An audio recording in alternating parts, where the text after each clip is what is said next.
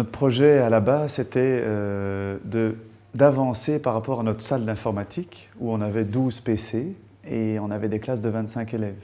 Alors l'accessibilité, d'abord il faut se rendre à la salle informatique, etc. Ça prend du temps. Et puis il y a toujours un élève qui travaille et puis un élève qui est à côté qui observe. Et donc vraiment là-bas, c'était est-ce que chacun peut avoir son propre outil pour avancer à son rythme et travailler. Ça, c'était vraiment le premier principe. On a eu la chance d'acquérir 26 tablettes Samsung, ainsi que 26 casques audio pour travailler avec tous les élèves. Après plusieurs essais qui n'étaient pas concluants avec les écouteurs fournis par Samsung, pour écouter les dictées par exemple, ça n'était vraiment pas très concluant pour les enfants. On a donc acheté 26 casques qui recouvrent complètement leurs oreilles pour éviter les bruits extérieurs. C'est le seul investissement qu'on a dû faire par rapport au projet. Il y a une longue liste d'applications vraiment intéressantes. Alors on essaye d'axer notre travail sur 3 axes. Il y a l'axe de la production, donc l'enfant va essayer de produire du contenu.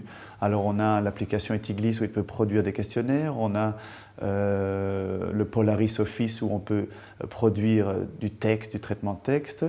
On a l'axe de la recherche, évidemment, on peut se rendre sur Internet, on a des atlas, on a des Becherel sur la tablette où on peut vraiment essayer de rechercher l'information. Et puis on a l'axe d'apprentissage au rythme de l'enfant et donc plusieurs applications, soit sur Internet, soit que nous avons téléchargées via le store, permettent à l'enfant de progresser à son rythme. On a des applications d'orthographe, on a des applications de calcul mental, etc. Le premier problème qu'on a eu, c'était vraiment la connectivité. On a un peu ramé là-dessus. On avait 26 tablettes, comment les connecter tout en même temps, etc. On avait ce petit problème de Wi-Fi aussi, par rapport à la politique du Wi-Fi. Est-ce qu'on branche pas, etc. Et donc là, on a un point Wi-Fi qu'on branche lorsqu'on en a besoin. On a même 2 points, on a 2 points TP-Link, parce qu'on a remarqué qu'un point ne suffisait pas pour travailler à 26 en même temps. On essaie aussi de faire un gros parallèle entre tablette et papier, donc on ne laisse pas tomber le papier. Les enfants ont encore besoin d'écrire, les enfants ont encore besoin de chercher dans une table des matières, etc. Et on essaie de faire un parallèle.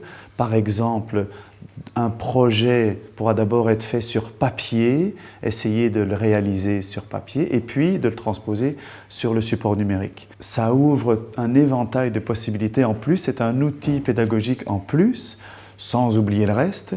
Mais pour les enfants, d'abord, ils en ont de plus en plus à la maison, donc c'est vraiment un outil qu'ils utilisent au quotidien. Et donc il faut essayer de le transférer en classe pour les apprentissages, évidemment.